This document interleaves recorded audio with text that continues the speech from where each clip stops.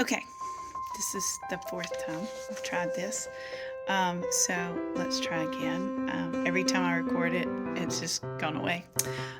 So I'm going to try one more time from my phone. So curriculum and coordination and articulation are critical because coordination is how it translates or how the goals should match across a grade level or a course. So, in other words, my second graders should come out of second grade having met the same objectives as the second graders across the county and across the state. So, how it is the same, sort of the continuity, I guess, across a grade level or a course.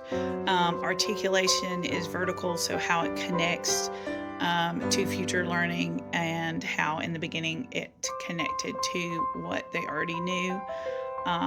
Super important because, if they don't have the proper knowledge coming into second grade, first grade, whatever, and when they go into third grade, that's a huge problem.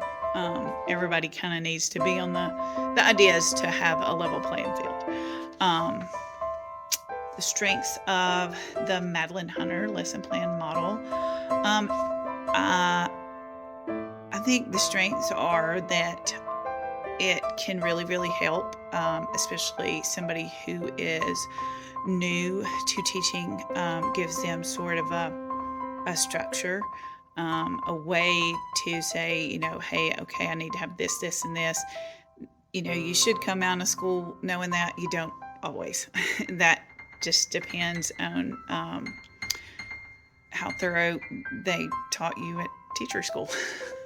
Yeah, sure, there's a better way to say that.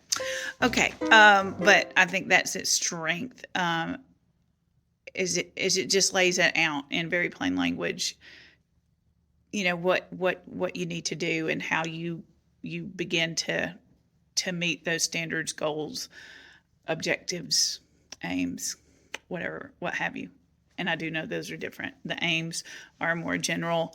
The goals, a little more refined.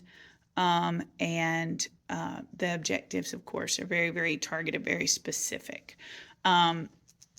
So the drawback is if you adhere too tightly to it all the time. It's a tool. And it should be used when it works for you, works for your students, and when it doesn't, put it aside until you need it again. When I need a hammer, a saw's not going to do it. When I need a saw, a hammer's not going to do it. So when I need that, it's a great tool to use. But if I stick too closely to it and it doesn't work for my students or for what we're learning at that time, then I need to, again, set it aside. Problem solving objectives. What skills do students need to have? Communication, super important. What else? They need a facilitator. They don't need somebody to tell them what the problem is. They need to be able to figure that out themselves with a little guidance. A guide to the side. I read that in the chapter. I really like that. Instead of the sage on the stage, because some days I'm anything but sage. Anyway, that's key. And communication, being able to communicate with each other, because they can help teach each other. Group work's good. Again, communication is key there. Keeping them, like, what was the word I'm trying to use? Anyway, okay, let's go on because I'm probably beating a dead horse there, or maybe not.